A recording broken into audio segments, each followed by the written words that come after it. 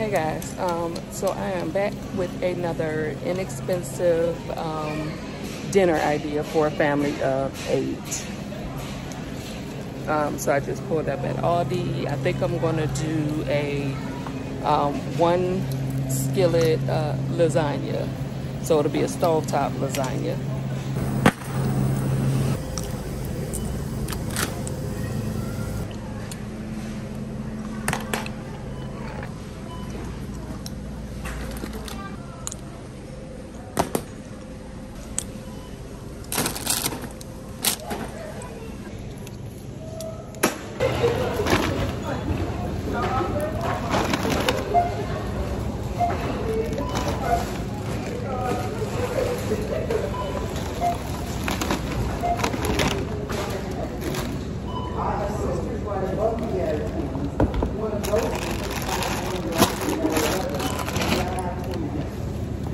But she made sure she had food.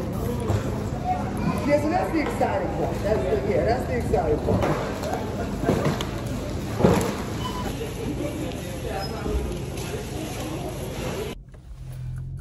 Well, hey guys, so I just left Aldi. I got everything that I need, except I could not find lasagna noodles. So we might have to run a store or two and see if I can find lasagna noodles. Other than that, I have everything I need. So this should be a easy meal. It shouldn't take too long. So yeah, we're gonna run a Dollar Tree and see if they have it. If not, then we'll run to a local grocery store. I'll go home, throw everything together. So stick around guys, so that I can show you how I throw together my skillet lasagna.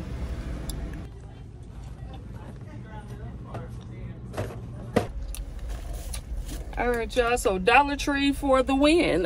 They had lasagna noodles. So we are gonna go home, throw this together, and I'm excited because I love lasagna.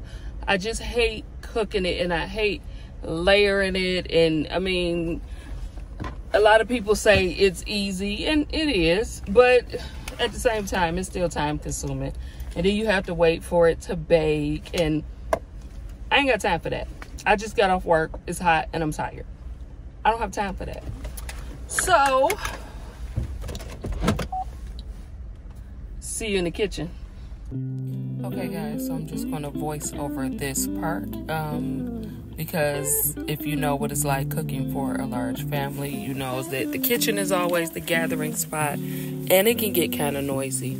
So here we are just breaking up our ground beef so that we can brown that.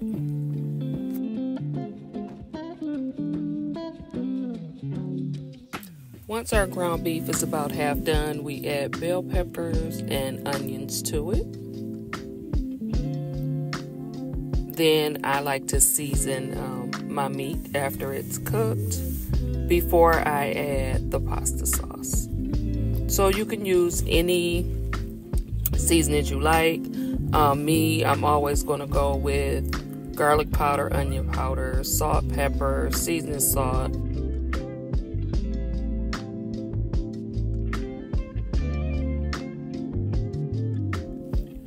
Here I'm just going to add a can of diced tomatoes.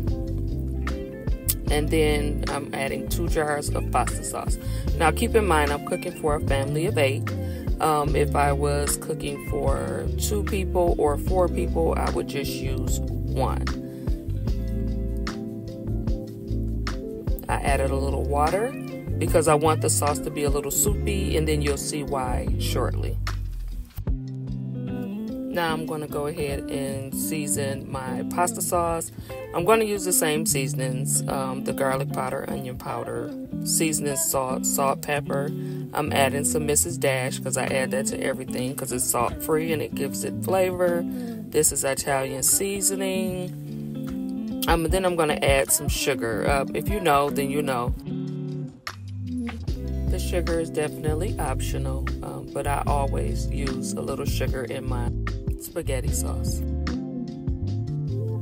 Once I'm sure that everything is seasoned to my liking, Then I will go ahead and add the lasagna noodles. So these are no-bake lasagna sheets. All you have to do is just break them up right into your pasta sauce.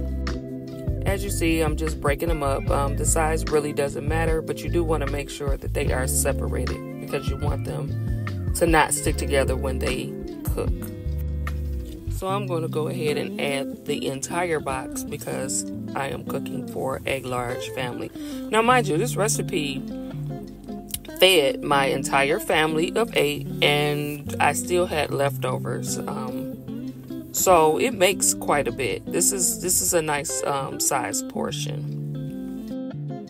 Next, I'm just going to get my ricotta cheese mixture together. So it's just ricotta cheese, salt, pepper, a little Italian seasoning, and grated Parmesan cheese. I'm going to give that a good mix. When you make traditional lasagna, this is what would go in between the layers.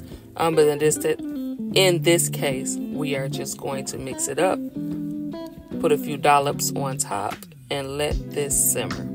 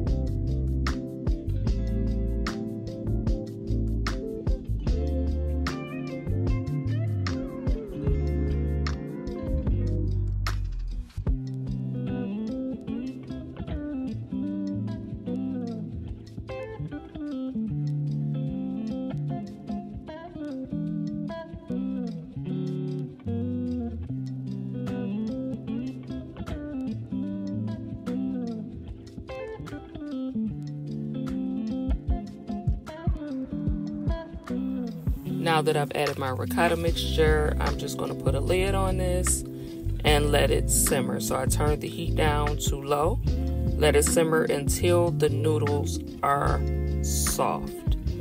So until your desired texture of lasagna noodles.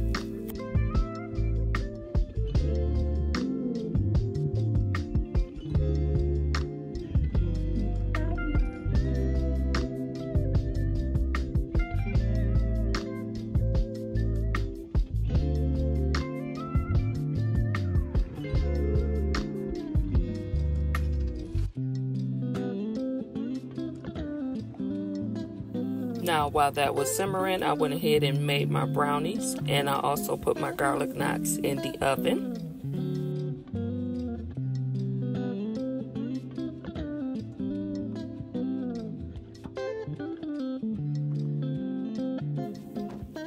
And at this point, we're just going to add mozzarella cheese to the top. And then we are going to cover it again and let the cheese melt.